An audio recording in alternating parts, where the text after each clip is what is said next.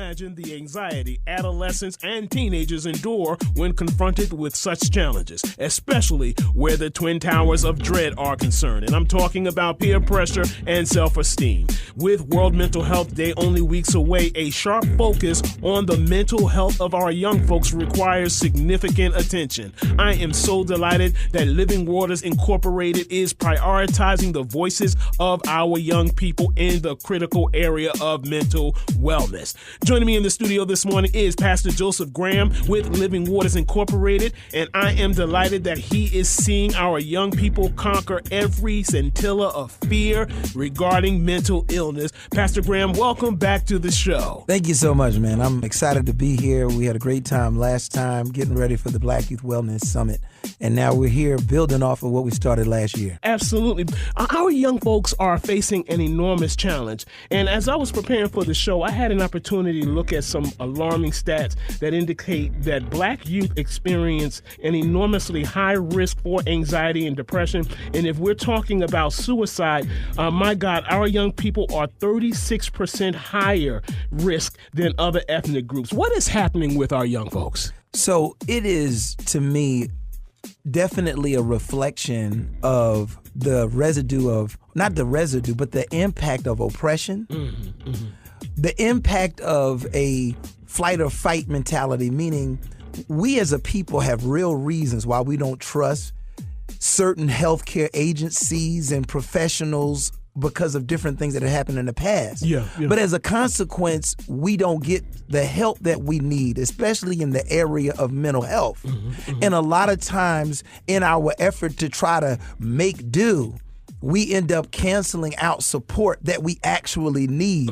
And one thing that I always say is that the skeletons in the closets of our parents become the imaginary friends that our children play with. And so the struggles that we see our children having are reflection and residue of the things, unfinished and unhealed issues of their mothers and fathers. You know, for years, there was this fallacy that, for instance, suicide was exclusively a white issue, but it has wormed its way into our community. Talk a little bit about that, because we always thought, nah, those are white folks' problems. Yeah, exactly. And that right there is an example of how we as a people have tried to survive and avoid the support that we need. Because the reality is all human beings battle with mental health issues. But from a cultural standpoint, we couldn't trust certain agencies. Yeah. And so that was one of the reasons why we considered it white people stuff. So it wasn't born totally out of fallacy. We had real reason not to trust it. Yeah. But at the same time, when we look at how we self-medicated in a way where Sunday school teachers, sometimes preachers, sometimes that aunt that just made us feel good when we went over and she would make up them favorite biscuits and cake, that became our therapy. But when we're realizing we still need a professional who has studied the art of how the mind works and the impact on behavior to support us and help us. So do you think that the church was an impediment to getting the help that we need? Because the church is not a monolithic entity, we know very clearly historically, and historians have recorded, there's certain survival that would not have taken place if it had not been for the Black church. Let's be clear. Certain basic and practical needs and social and emotional comfort would not have taken place if it wasn't for the Black church. But at the same time, we also have learned to use religion as a means to hide from our trauma. And so we use what I call denial and deflection to avoid dealing with real issues. So when it gets hard, we just say, Jesus paid it all. And that's just a religious way of saying, shut up, mind your business, and leave me alone. Yeah, absolutely. When we look at peer pressure and self-esteem, growing up, we all had we had to endure some measure of that issue. For girls not being pretty enough, for boys not being handsome enough. And if you add skin tone and skin color to that, and you remember the movie School Days? Oh, yeah. Both of us are, we are telling our age now. We're seasoned. We're seasoned. Marinated well. But there was this battle, for instance, between light and dark skin and kinky hair and straight hair. When we were growing up, how it played a role in our self-esteem. I can only imagine what's happening with our young folks today. You know, with that being said, not only do we know that impacted our people, whether they were light or dark. Because if you really listen, there's trauma on both sides of that reality. Yeah. But imagine the world today where our young people, where social media, where we at least had the liberty of doing stuff and maybe making a mistake or being made a fool of, and it's limited to who is there. And of course, stories get stretched out as get spread out, but there isn't footage. We live in a time frame. If a child does something embarrassing, it's in the cloud and it's recorded. It is now there for eternity. So that's a psychological pressure that our generation can't comprehend, that this generation is battling, brother. Yeah. To your point, the number of people using social media is over 5.7 billion people worldwide, with the average user accessing 6.7 social media platforms on a monthly basis. So with that being said, social media is exacerbating this issue. Yeah. Oh, yes. Social media is destroying people's ability to be social. Look at that. Social media is eroding and destroying people's ability to operate one human being to another in real time in a natural, organic sense. Technology has replaced organic connection. And so we have a generation of folks who don't really know how to communicate with one another and don't really know how to identify with themselves, because they're constantly measured against who's the likes, the comments, and everything else about who they are. They don't have enough sacred space to just get to know themselves and be at peace with whoever they are. That is reflected in, for instance, if you're going out to dinner with your spouse or you're going out to dinner with your children especially, the first thing you do, and I would challenge everyone listening to this conversation this morning, go to a restaurant and just put your phone down and just peer across the restaurant and see how many heads are bowed down looking into an app or a cell phone and actually being on social media. That is a detriment to us, and it really is impacting us on a social level. Yes, it is. It is. And that's why this 2024 Youth Mental Wellness Summit is so important, man, because, we're finding out that I think 1 out of 5 youth are actually battling with mental disorders between the ages of 12 and 17. And what's happening is we've got to create a space where, and that's what this conference is about, creating safe spaces for young voices to be heard so we can hear them, what they're going through. But watch this. Not only do we need to create the space so we can hear them, we need to actually create the space to take them out of this world of where they're being navigated through algorithms on what to think, believe, and feel. Even the conduct of how we're using, because this event is 100% remote. But even how we're using it is trying to introduce a paradigm shift to say, if you're going to use technology, use it to communicate what's going on with you so we can provide healing, instead of just being stuck, being navigated by algorithm that is manipulating your life. To your point, in the United States, 51.2% of social media users are female, while the remaining 48.8% are male, compared with a global average of 46.6 for female and 53.4 for male, with the average length of time being on social media 2 hours a day. That's a lot of time to sulk over what others have, what you don't have, how others appear, the money, the finances, the cars, the houses. That's too much on young folks these days. Yes, it is. And then when you're introducing this level of technology at a young age, you're creating a generation of people that are addicted to devices and not real relationships. And we're coming up fast on young generation of people who actually don't know and have not experienced natural social connection. They don't even know what that is. And so you have people who may desire connection, but they've already, from the time they were a baby or young, created this relationship with this device. And so they don't know the difference between what is attention and intentions. When you're sitting up there on social media or posting stuff, you're getting attention, but that doesn't mean that people's intentions towards you are good.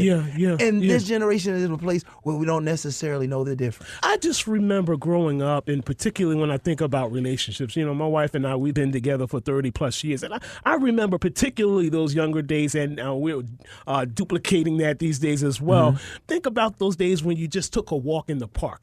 It was just you, your spouse or your significant other, and the stars and the atmosphere, the ambiance of being out by the lake and all of that. Now what we're seeing again are folks trying to duplicate that, but they have the added specter of that cell phone in their hand. Yeah. That's crazy to me. Exactly. So in the beginning, leaning on a device to introduce them to a natural phenomenon. That is crazy. Well, Pastor, one of the most fascinating things I read about this issue is how struggles with mental health presents differently in Black children, and often the manifestation of some form of mental illness is misinterpreted, particularly in school, as behavior problems rather than trauma or depression or anxiety. Your thoughts? It's a perfect storm in a bad way. Mm-hmm.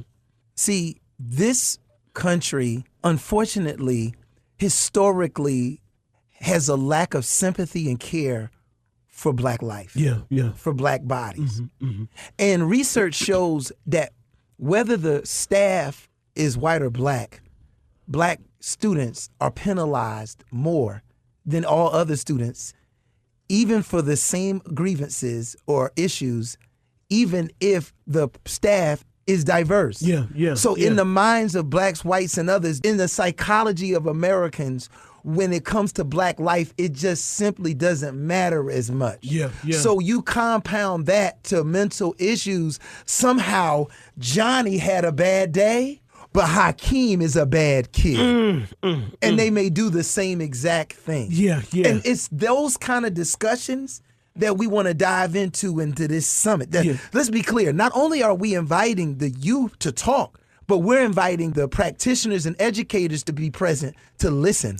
And right now we need more and more schools to register for this event so they can create environments where they can have it set up in their classrooms and have students come in and listen to the panelists talk about various different things. And more than anything, the young people to say what's on their mind and ask questions and kind of tell us what they're experiencing so that we can properly respond. You keep hearkening back to the professionals in this space. And I'm wondering, how do we get more professionals in this space that look like you and I? Because I think the stats are extraordinarily low. I think it's like 5.1% of Black therapists and psychologists as opposed to 60-something% of whites. So how do we get more people in this space? One of the ways to do that is for our community to be honest about decreasing the stigma of mental health. And allowing folks to be safe. There is such a marker of just disdainment put upon people historically in our community. If you're going to see a psychologist, you're going to see a counselor, you must be crazy. And nobody wants to be deemed as crazy. Meanwhile, folks suffer in silence. And so we've got to be able to say, look, let's be real about what we're struggling with. And I've learned that when we as adults become more transparent, then our children will. But in terms of what you're saying about the profession, the more we as adults are honest about that, the more I think that people have the aptitude to do or the desire to do that counseling, they'll get into the field. Because nobody wants to get into a field and they don't feel like they're going to have any clientele to help. But I honestly think one of the spinoffs from COVID exposed the mental health and breakdown of the entire world, regardless of race and ethnicity or social economic status. So I believe spinning off of that, we do have a rise of African Americans getting into the field of counseling, and we need to keep encouraging. And we got to utilize the service. If we're utilizing the service, the practice will grow. In the interest of full transparency, I do want our listeners to know that, prior to coming on the air, I shared with you regarding my mom's passing, and then, of course, 3 months later, my dad passing. And, of course, I ended up having to get therapy. And it's one of those things where you recognize that I cannot solve this issue on my own, that there needs to be an outside entity who has skin in the game with regard to my wellness, but who can look at it objectively and say, you know what, these are the steps that you need to take to get well again. Your thoughts on that, sir? Oh, man, let me tell you something. And I really appreciate your transparency and the similar journey we've had dealing with that loss.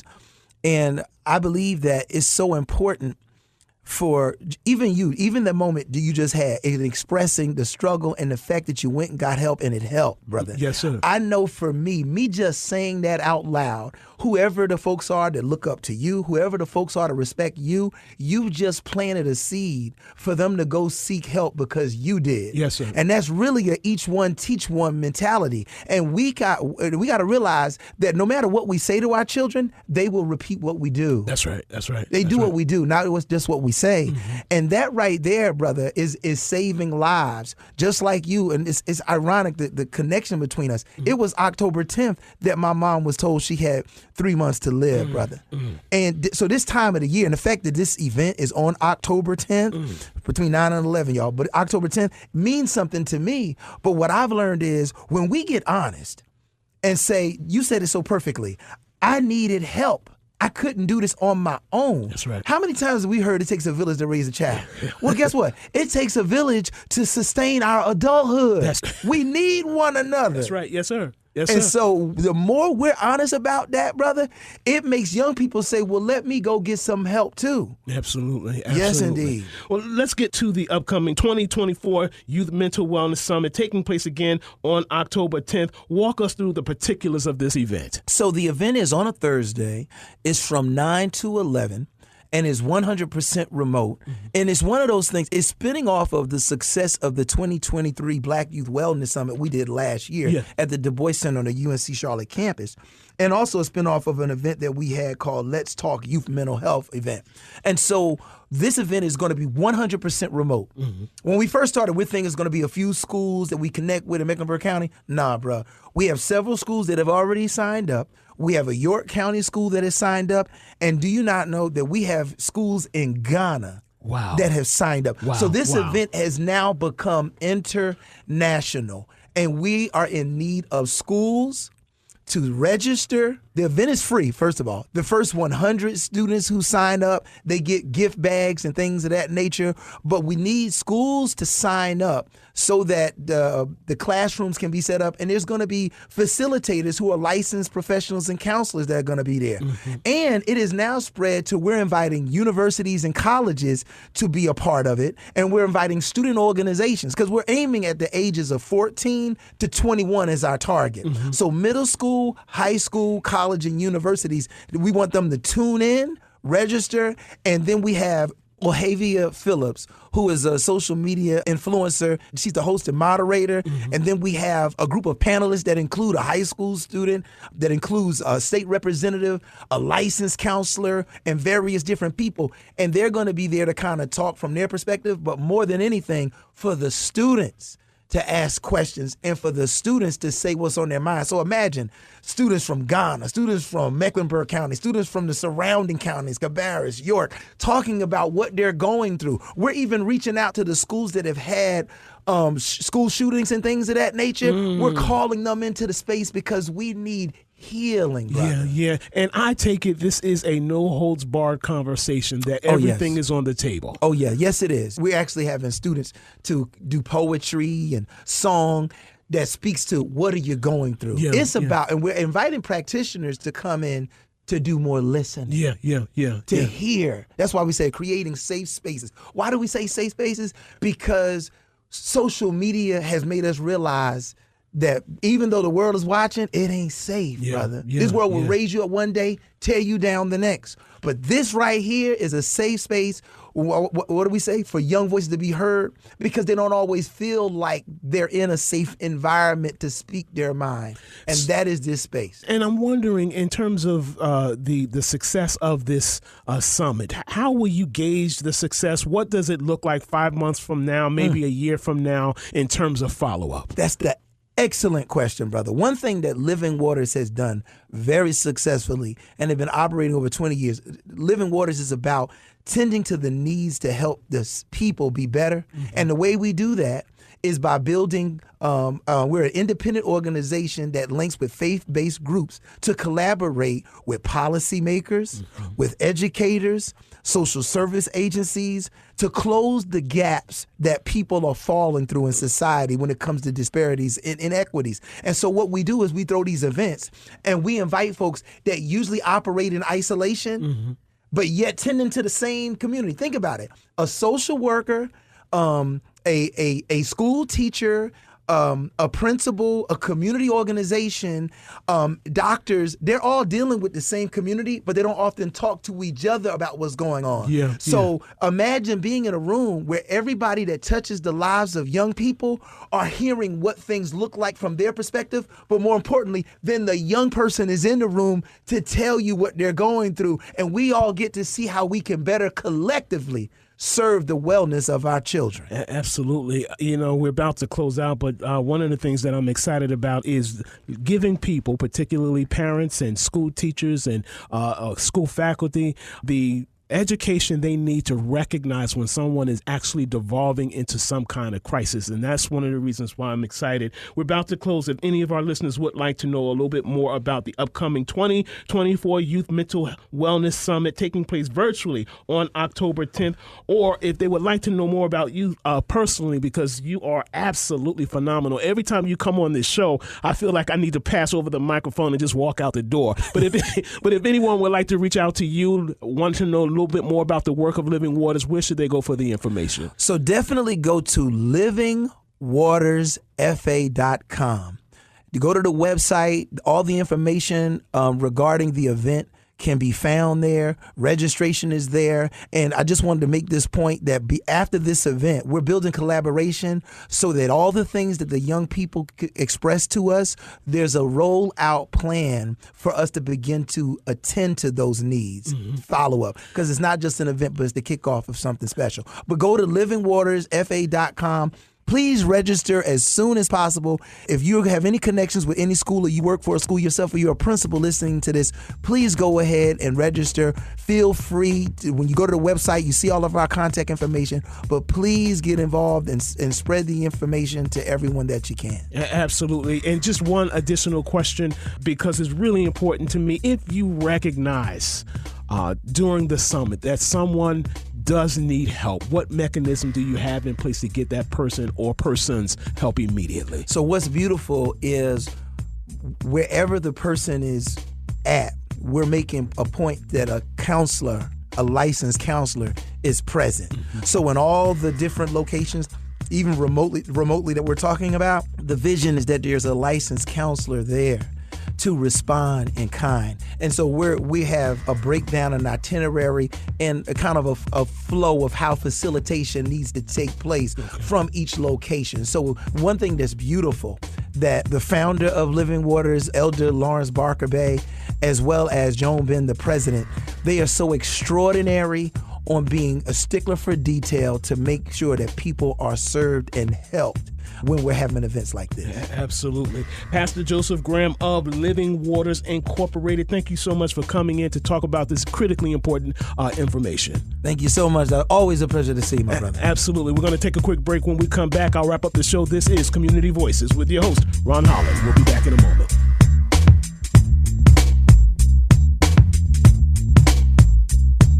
And welcome back to Community Voices. I'm your host, Ron Holland. I want to again thank Pastor Joseph Graham of Living Waters Incorporated for coming on to talk about the upcoming 2024 Youth Mental Wellness Summit, taking place virtually October 10th from 9 a.m. to 11 a.m. If you'd like additional information about the upcoming summit, log on to www.livingwatersfa.com. Listen, if you have any comments on today's show, please send me an email, ronholland@radio-1.com or ronholland25@yahoo.com. You can also catch me on Facebook, Instagram, Fanbase, and TikTok. It's Ron Holland across all 4 social media platforms. Thank you so much for tuning into this week's Community Voices. I'm your host, Ron Holland. We'll talk with you next week.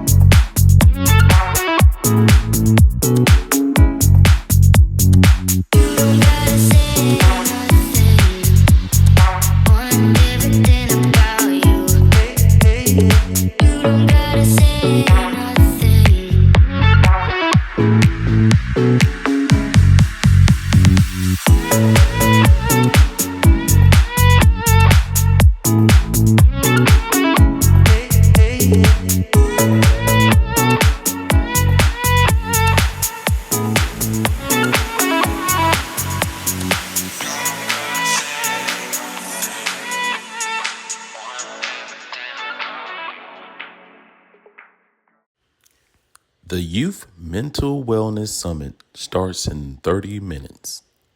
The Youth Mental Wellness Summit starts in 30 minutes. And World Mental Health Day is coming up quickly, and Living Waters Incorporated is observing the day with their Youth Mental Wellness Summit on Thursday. Ohavia Phillips and Pastor Joseph are here with us to facilitate the conversations about this event, and they're going to tell us a little bit more about it today. So you guys are really wanting to create a space for young voices. So why is that so important? Absolutely, absolutely. Well, I think that when I think about just our youth, our young people, and just safe spaces to say the things, for the things to be said, it is so important, especially now in this time. I mean, between social media and trends and just all the pressures that, me and my time, not saying I'm old, but me and my time, we didn't have. It's just adding on so much. And I feel like now it's a critical point for our youth. And Pastor, he was my youth pastor actually at UNC Charlotte, Road to Damascus, shout out. Yeah. So, he's been doing this work, and I can't wait to have him chime in and speak to it, but it's a safe haven and it's necessary, very necessary. It really is. Yeah, we're calling it the 2024 Youth Mental Wellness Summit, following the 2023 Black Youth Wellness Summit we had last year. And as Ohavia was saying, creating safe spaces for the voices of youth to be heard, because oftentimes we dictate to this generation without listening to this generation regarding what they need. That's so real. And also, I think that's also what you said. There's so many added challenges, especially with social media. Yes. You are consuming so much content about who and what you're supposed to be. So I love that you guys are really creating a space for them to talk about this. Yes. And really to voice those feelings. Absolutely. So who's going to be able to attend this event? Because I love how you guys are really making it accessible to everyone. Absolutely, as Pastor said. So it's going up October 10th from 9 to 11 a.m. And at 8 a.m. there will be an opportunity for networking, which is incredible. We're expecting over 150 student leaders, and I just can't wait to have them all in the virtual space. So here's the truth. Everybody is welcomed. Again, this is a conversation for coaches, mentors, parents, caregivers. It's an incredible opportunity for all of us to step up in this good work at making sure that our youth have what they need, especially so their mental health can thrive. Yes. What's remarkable about it is it has become an international event. Yes. Oh, I and love so that. we put out the invitation is for any school, anywhere. We're looking for middle school, high school, and even college and universities to log on, register. But we even have people joining from Ghana. Oh my so it's become goodness. international because we find out that as COVID showed us all, we are all battling some struggles when it comes to mental wellness. So coming together and hearing how much, all of us are really connected and need that same space of healing. That's what it's about. And that's the other side of the coin with technology, is that we're able to make those connections across the world and have those conversations, even in Ghana. So that's incredible. So if people want to get registered, how can they do that? Absolutely. Good. So livingwatersfa.com. Again, livingwatersfa.com. When they go to that page, there'll be an event section there. When they click that, they can register, and there's an option for adults to actually register as children and the youth as well. And so listen, not only do we want schools, private, public, colleges and universities, but we need community leaders, mental health counselors, and like she was saying, coaches and mentors, because not just there to just talk, but also to listen to the heart of the young people. So if they go to that site and register, they can be a part of it. I love that. Creating space and listening, that's incredible. Thank you guys so much for coming in and sharing this with us today, and good luck on Thursday. Thank you Yes, so much. indeed. So excited. Thank you for your time. Absolutely. Thank you. All right, my name is Joseph Graham Jr. I'm originally from New Jersey, but proudly living here in North Carolina. I am the Faith and Wellness Program Facilitator for Living Waters Incorporated, but I'm also a professor at UNC Charlotte, and most proudly the pastor of Road to Damascus Christian Church, a faith and wellness ministry. A safe space is a no judgment zone. And it's a place where not only am I not being judged, but I'm being supported.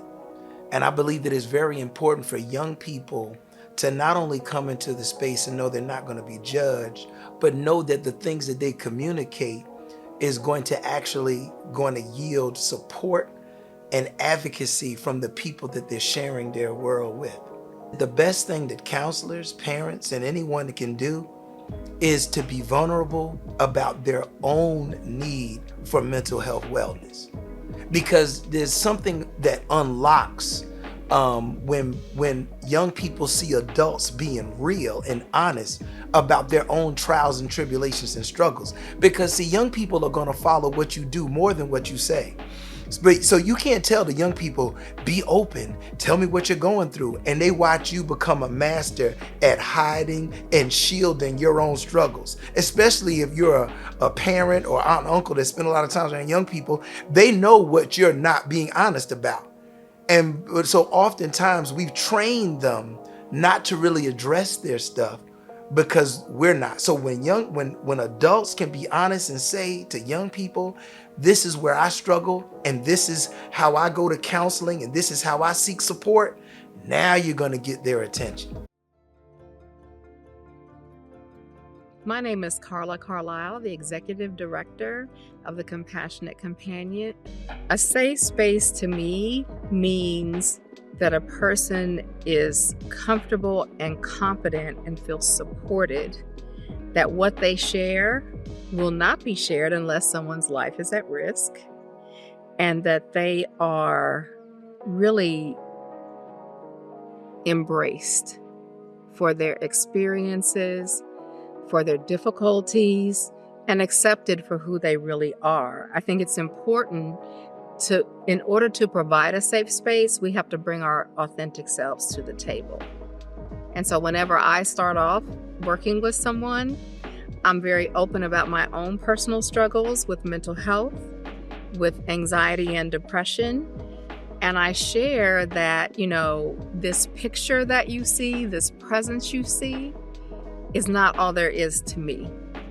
There's a lot of hurt and pain in there, but I've learned a lot of tools and techniques to help me, and I want to share those.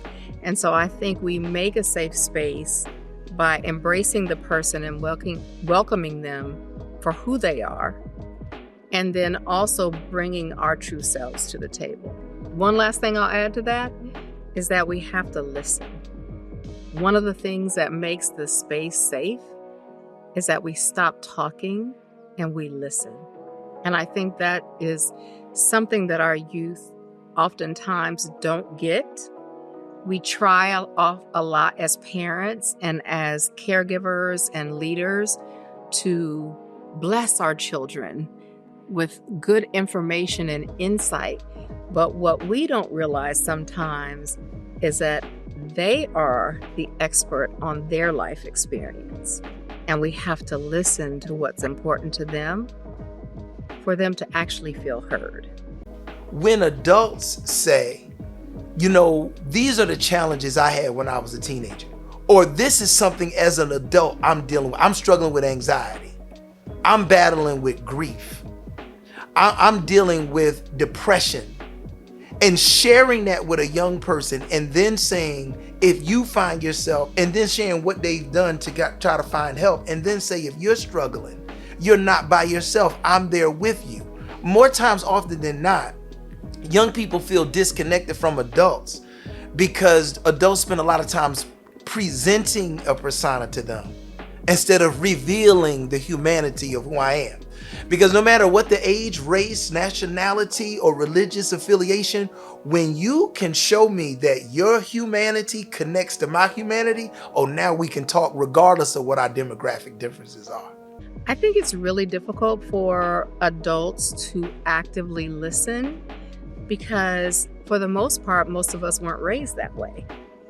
If you think of things like be seen and not heard, what happens in this house stays in this house, the traditional way of growing up, particularly in Black and Brown communities, is that the child is seen and not heard.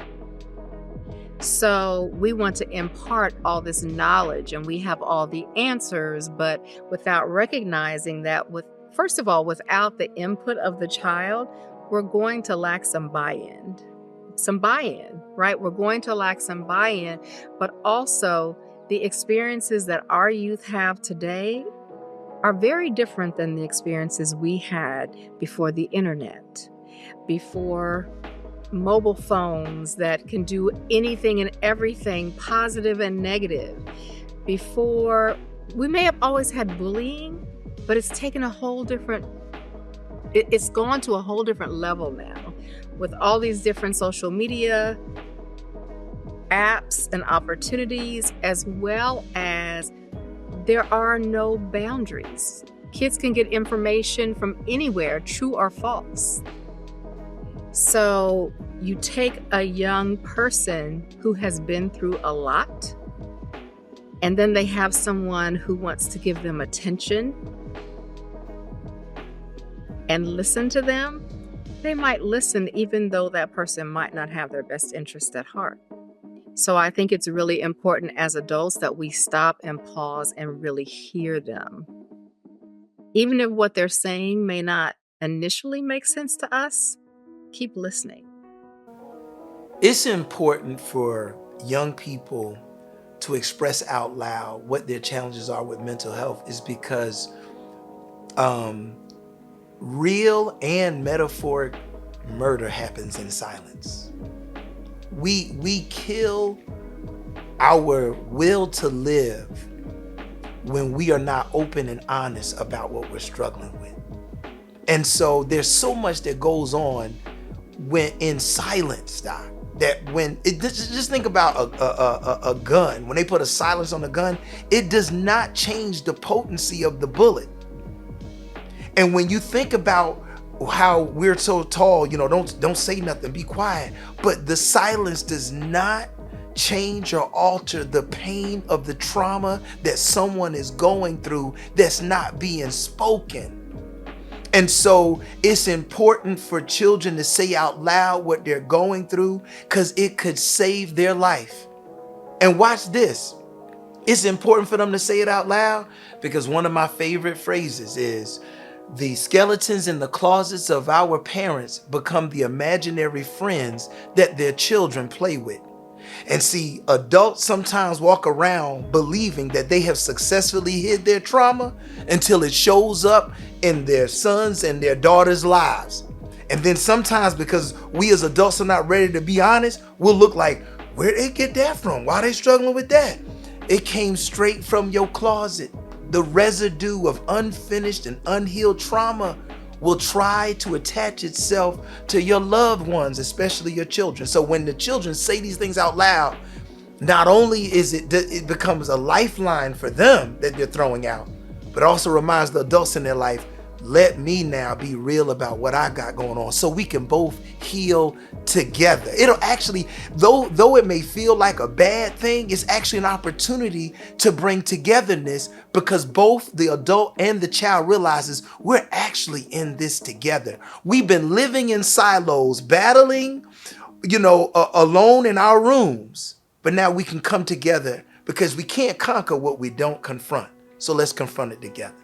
I think it's important for young people to talk openly about mental health, first of all, because we really need to eliminate the stigma of mental health. And I've been really proud of the young adults that I've been working with because it's a part of their conversation. There's still some stigma around it, but you hear so many more youth talking about their therapist or having conversations about feeling depressed and feeling down. The less stigma, if we could eliminate stigma, we would be approaching mental health the same way we approach physical health. I've had conversations with adults, and I really want to share this because I think this is so important, because I've heard many adults say, well, if he just tried, or if she could just snap out of it. That's not how mental health works. So we have to get educated to be able to support not just ourselves, but our children as well. And so as young adults learn about mental health and they experience mental health challenges, then they're not ashamed to ask for help, because that's what we all need sometime. If I break my arm, I'm not embarrassed to go get my arm put in the cast. If I have a mental health challenge, and it's hard because it's not seen visually, maybe the behaviors show up, but it's not seen visually. I can't begin to tell you how many times I've had this conversation with parents, or even with myself, with my own child, to say, hold on. Yes, we're all responsible for our behaviors, but this is chemical. This is biological. This is not something, this isn't a bad kid. This is a kid who's dealing with trauma, who's dealing with a mental health condition. Just like when I feel like I can't get out of the bed, why do I think it's easy for the next person to get out of bed sometimes? Sometimes that is the best we can do, is to get out of bed. So I think it's important that we recognize what our children are dealing with today, and also understand that, first of all, we have to take care of ourselves to be able to take care of our kids. But in addition to that, I think it's important that we take care of ourselves. And I think as we were growing up, that was looked upon as being selfish. But the truth of the matter is, when we are not healthy and we are not focused on healing, we are not the best parents to our children. So self-care is not selfish. And self-care isn't just about going to get a manicure and pedicure or a massage. There are other tools and techniques that we as adults can utilize to take care of ourselves. Some people it's working out, some people it's music, there's therapy, there are all different ways to do that, but we can model that for our children also. I have said to my son, honey, I need 10 minutes. I needed 10 minutes to breathe it out, to clear my mind, and to be able to refocus on whatever was going on. And I deserve that 10 minutes, and he deserves me after that 10 minutes. We got to remember our own story and give young people the opportunity to live and breathe. Some things they're going to have to learn through experience. But what we do is we still speak wisdom to help them, but realize that some things are going to happen through discovery. And see that also, it awakens the fact that we as adults try to also control the narrative. And sometimes when we try to operate in control situations, the opposite ends up happening. And you realize that, I don't know what people's faith background may be, but God is in control. The best you can do is navigate the people who are in your life. And I'm going to tell you something, that transparency gets underestimated. When a person can share what they're going through, even if they don't catch the revelation in that moment, when they run into something that's similar to the story you just shared, you've given them hope to come out of it and a few clues on how to get over it and beyond it or through it. But when you act like you ain't never been through nothing, when you act like you have never struggled, then you actually present yourself as somebody that cannot help them. And we don't realize our vulnerability is the key to them listening. That's what's going to make them listen. So I think teachers, parents, other adults, counselors, administrators, I think what we need to do to better support our youth and young adults is, as I mentioned, to listen. But when I say that, I think we provide safe spaces and forums that will allow the young adults, the children, to be able to speak their mind without feeling like they're going to deal with repercussions. To be able to bring up tough topics. I don't care if it could range from having an anonymous survey. Because, see, we're coming with solutions, right? That's what men in particular, and many of us women, I'm solution oriented. We come with a solution, but what is it we're solving? We don't necessarily have the solution. So I think that if we listen to our youth and we actively listen and we ask probing questions so we make sure we're clear on what the messaging is, because their communication is different than ours. I don't care if it's from the slang they use to just how they process information, it's different.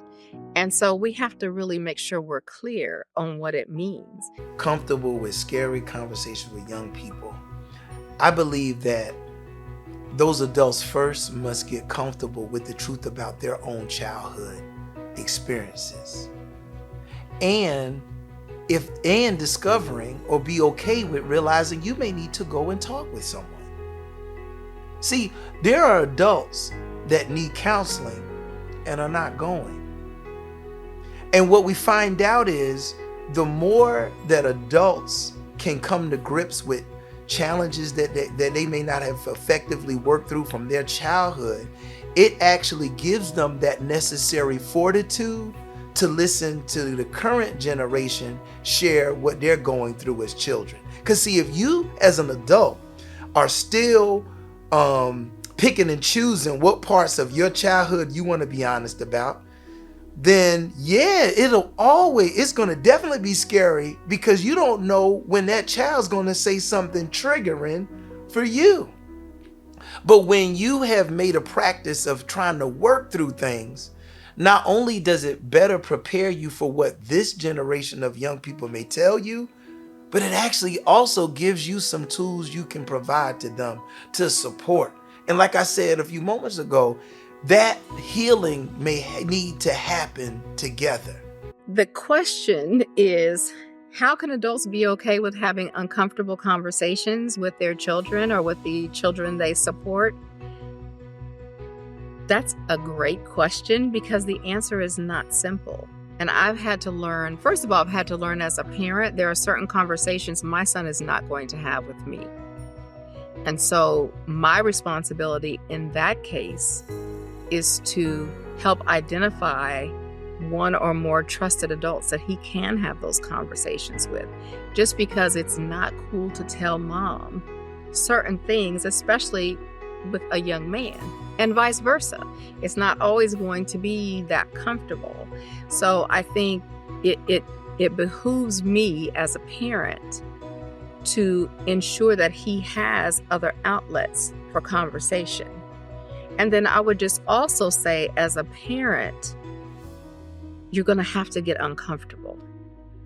Be uncomfortable, because that's also how we grow and learn. If we're still in the status quo all the time, we're the authorities on everything, well, we're not being the best parents we can be. If we already know everything going into it, then we're going to miss something. And so churches need to first the adults need to be honest and say, let me truly lay my burdens down before the Lord. There was a time, man, in the old church when the people used to get up and testify and say what they were battling and say what they were going through. And watch this. There was always at least 2 to 10 other people going through the same thing. They may not get up and do the same testimony, but that one person getting up and sharing what they were going through just set a whole bunch of people free, because we don't live life in a vacuum and you're not by yourself. And so the church need to get back to that testimony service. Sometimes we're so busy trying to present how anointed and blessed we are that we don't show how delivered God had to, what God had to deliver us from. That's the power. When the church can say in front of one another as adults and to our young people, this is what I'm battling with, man, you're gonna see the walls of the church not have enough room to keep the young people, because the young people gonna recognize that it's safe. Because if you can be honest, then I can be honest. When the church begins to allow the adults to be free, the children will be too. I think the church plays a critical role in the mental well-being of our youth. I don't think that the church has to disconnect from the core beliefs of a particular church or of the Bible at all to support our youth. What I believe, and I'm happy to say that I've worked with several churches now that are really focused on mental health and well-being. They support youth and parents going into therapy. I think, again, it's about being open and authentic. I've heard pastors say, I have dealt with my own depression. Do you know how powerful that is? For someone to sit in a church pew and hear their own pastor, who some people feel like, that person is, leaps and bounds above where I am spiritually, to say, you know what? I'm dealing with my own struggles right now. I have dealt with depression. I have anxiety. And here are some things that I've done. And some worked for me and some didn't. But it's okay for you to know, like, you're not alone in this. What's really important for our generation, adults, is to realize, see, when I was younger, if you did something embarrassing, whoever was there knew about it, and that rumor may, grow a bunch of legs. But that is and it may haunt you forever when you get around a certain group. But we're living in a time where if a child says something, does something, or has something said to them or done to them, or they're not even present, but somebody says something about them, it is now recorded and able to be watched ad nauseum on repeat for eternity. We don't understand that kind of digital peer pressure, virtual bullying.